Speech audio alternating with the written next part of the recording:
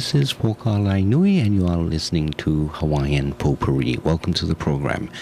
This afternoon, we do have a special guest. We have Brother Leon Seal, and we will be discussing a number of things. First of all, Leon, welcome to the program. I hope I have you. Aloha. It's a pleasure to have you here. It's good to be here. And I want to make sure that I'm getting your microphone up. Okay, now I have it up. All right, here we go. And why don't you first introduce yourself, and for those who are not familiar with the kinds of stuff that you have been doing, and then we'll get into a further discussion of specific discussion. Okay. Well, I'm originally from the island of Hawaii, from a little village called Miloli'i. And then I grew up also in Ka'u, and then in Hilo. And I was schooled in Hilo and went through high school there as well. I see. And but then I moved over here to Honolulu for college.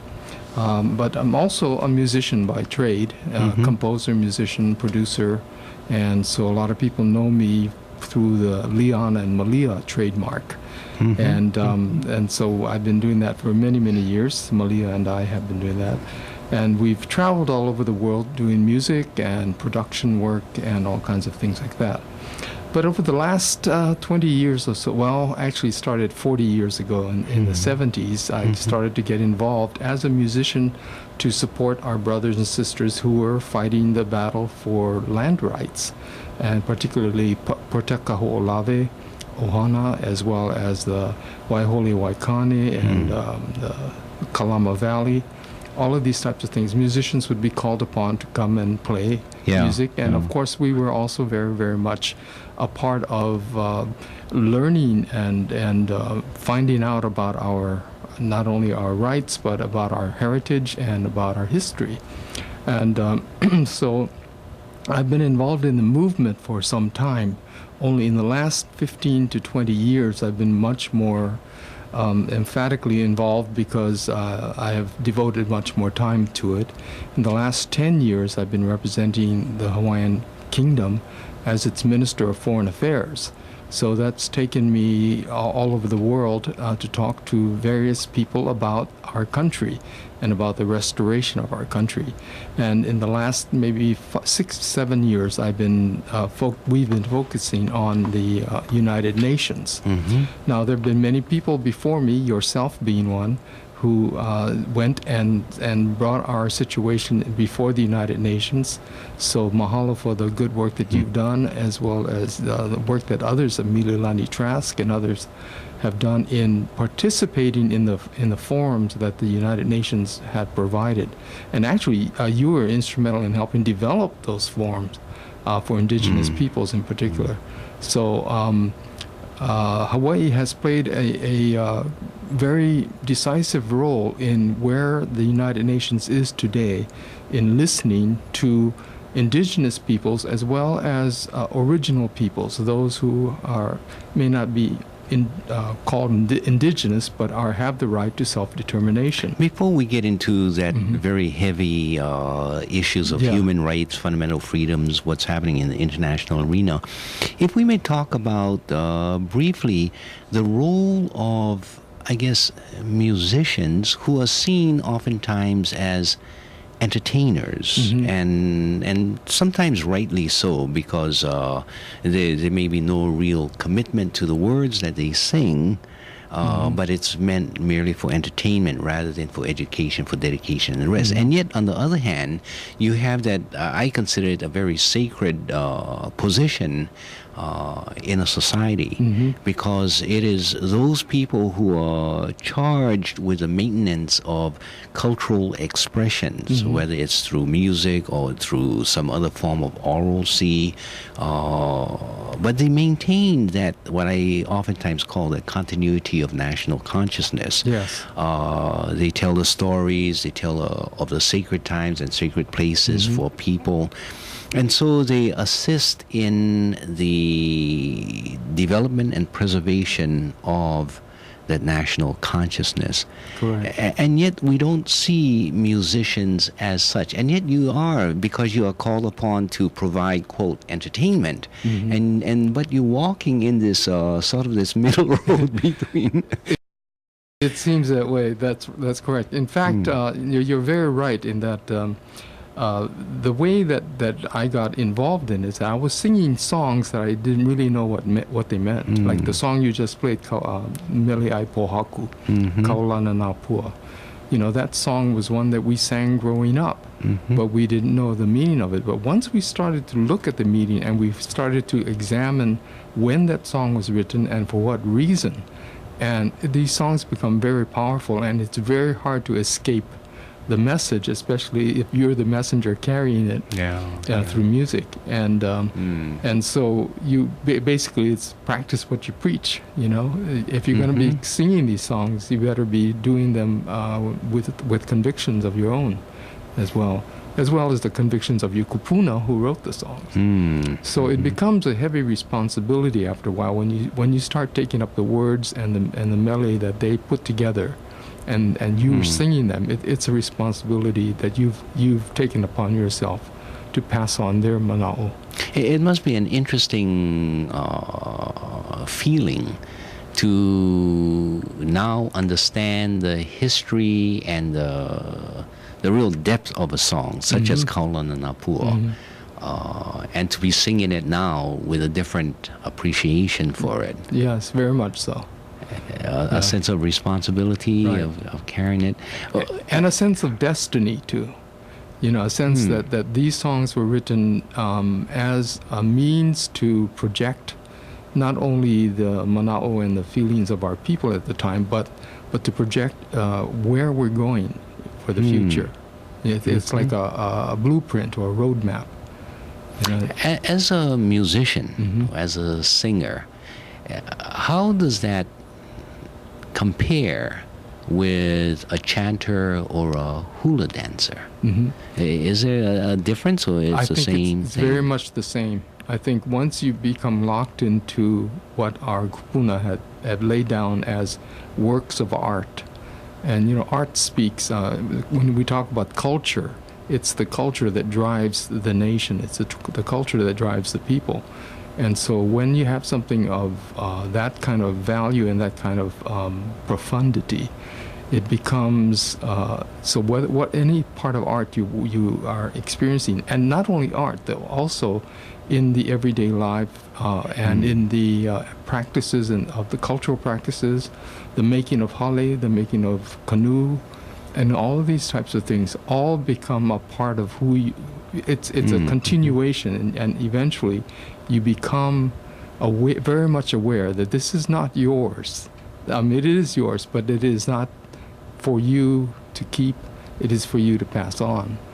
And so you get the sense of continuity and a sense of destiny, as I was saying, that you are just a placeholder, but you better be responsible to pass this on properly and in a responsible way. Because moving from that sense of artistic responsibility or cultural responsibility, then to take that message before a different audience, and yet trained to stand before an audience to say or to sing what you are going to sing. Do you find that background training is of any assistance in your professing or your advocating at different and at times strange arenas? Oh, very much so. I feel very comfortable in lots of different arenas. The message is what you're carrying, and once you have confidence in that message, then no matter what situation is around your circumstances, you can relate that. And as a musician or as a performer, as an artist, the artist kind of eventually comes to that point where he's able to relate what he wants to say through the medium he's using. And so if it's words or music, I'm very comfortable with that. And somehow, I guess, what is the word for it? Maybe sublimate one's ego or one's sense of being so personalized with the message and become caught up in the message itself. And to express that. And the clouds of witnesses behind you that are carrying that, that giving you that message to carry on. I'm very much aware of my ancestors, my kupuna, that who signed the Ku'e petition, for instance. That was as an outward sign, but even if they had not signed it, they are there, and I'm here because I have a mission to carry forward. So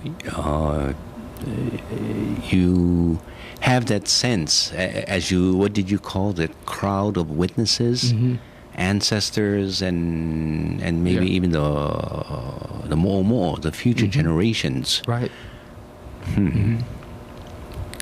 Wow. And so when you carry that kind of weight, that kind of sense of responsibility, how does it affect you in terms of your spiritual self? Does it drain? And if it does, how do you restore that strength, that ability to maintain the continuation of this charge? Right. A few months ago, I was asked to speak before an organization about sustainable economies, and it was a group called the Commons, and I spoke on two Hawaiian terms because those are what I know: kuleana and ahupua, and so when you say about the weight of responsibility, there is a calling and a feeling of responsibility, but it actually isn't a weight. When you understand that you're not the only one carrying it, that you happen to be in this point, and it's your kuleana for now, and it is a responsibility to carry it forward. But it's like passing the Olympic torch, Is that your part is to carry that safely through this time, and pass it on. So it's not really a weight. It's like almost a joy in understanding that you're part of something bigger. And when you talk about ego, there's no ego involved in that when you're just a part of everything else that's going on. So when you explain kuleana is not just a personal responsibility. Kuleana is your part in making everything pono around you. So it's having to do with taking care of the job that you're given to do, but also taking care of others who also have jobs to do, and making room for others so that you can work together, or so that what you do all works together for the good.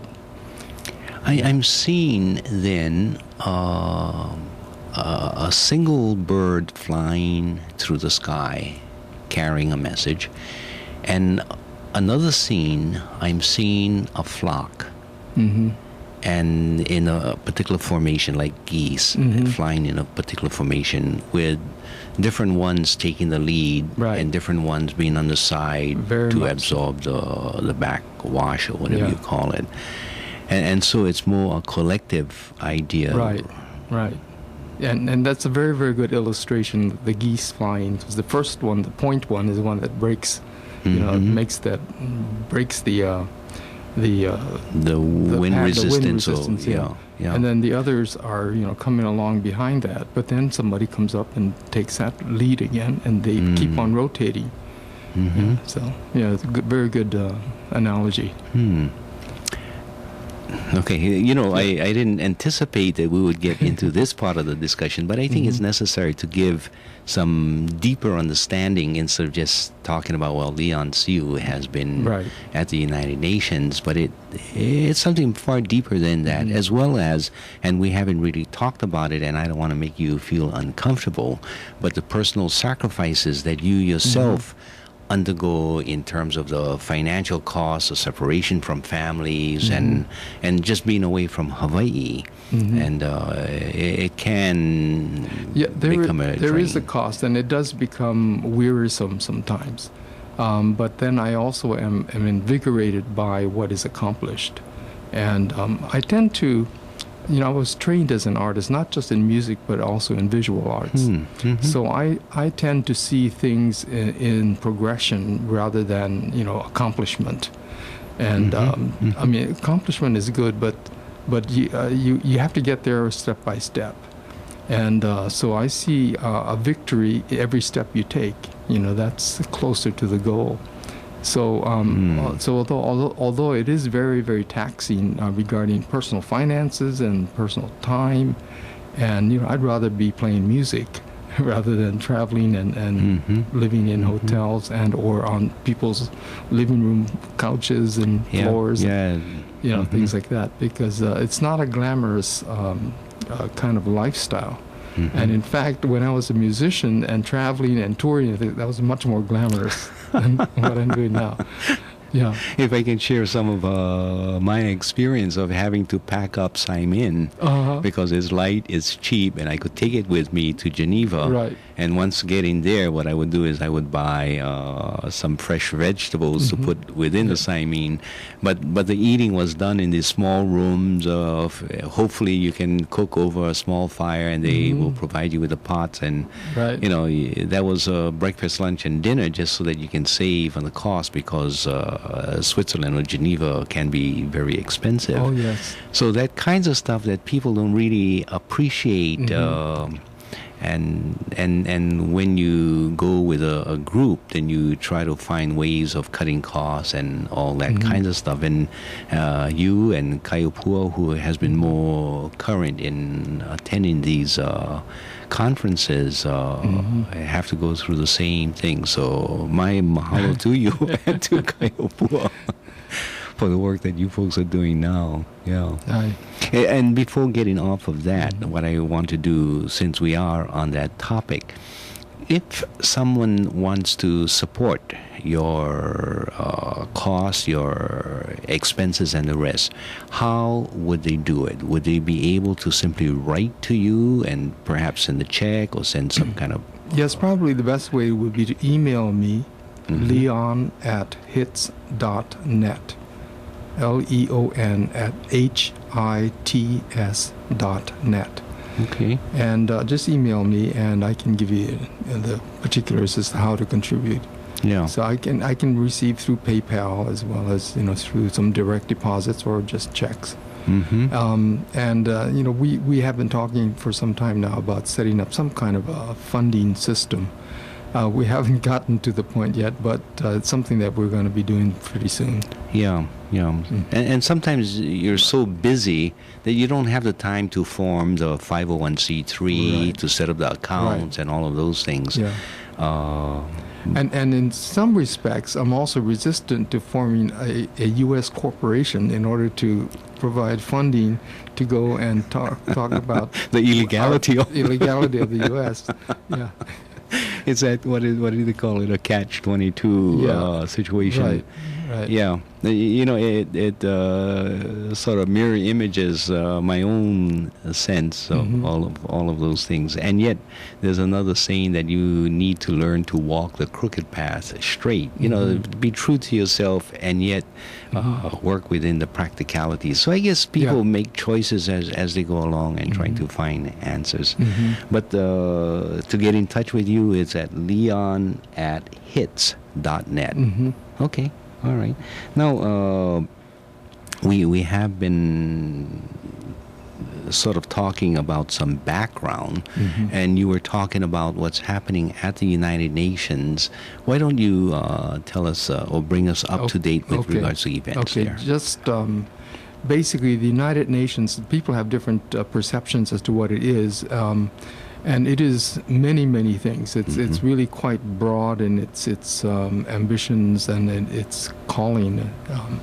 One of the parts of it is that the United Nations, when it was formed, had a very strong mandate for decolonization, a term that they use called decolonization. And I think, Poka, you have probably the best definition for that, where people, when they hear the word colonize, they say, wait a minute, Hawaii wasn't colonized, and they get wrapped up in arguments about the technicalities of what actually happened to Hawaii.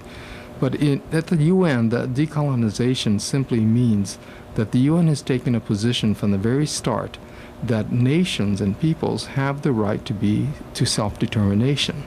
And that right to self-determination means that if they have been occupied or colonized or some other way subjected by another nation, that these nations that were subjected need to have opportunities and the support to become self-governing.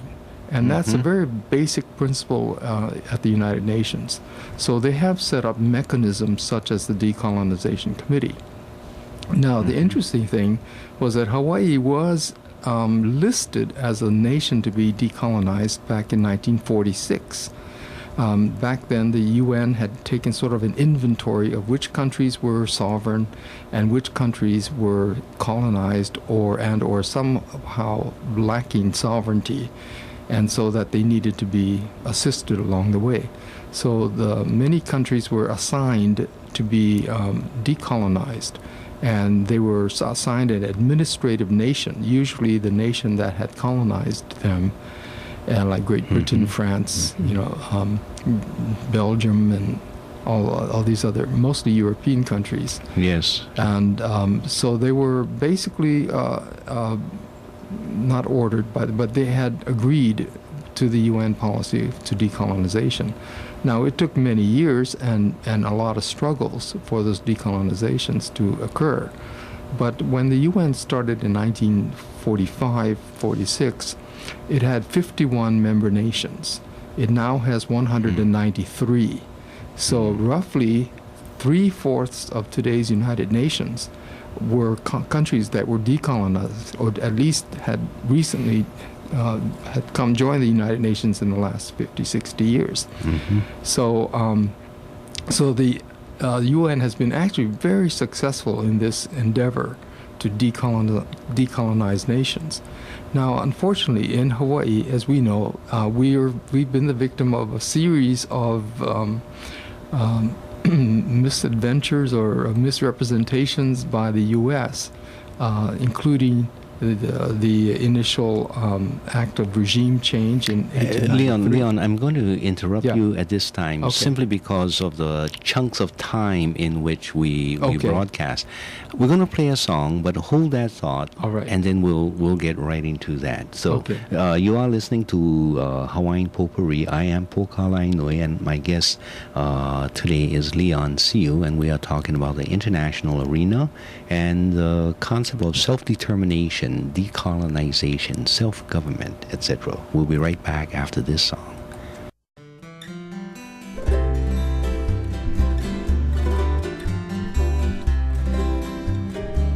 Kaulana na pua o Hawaii,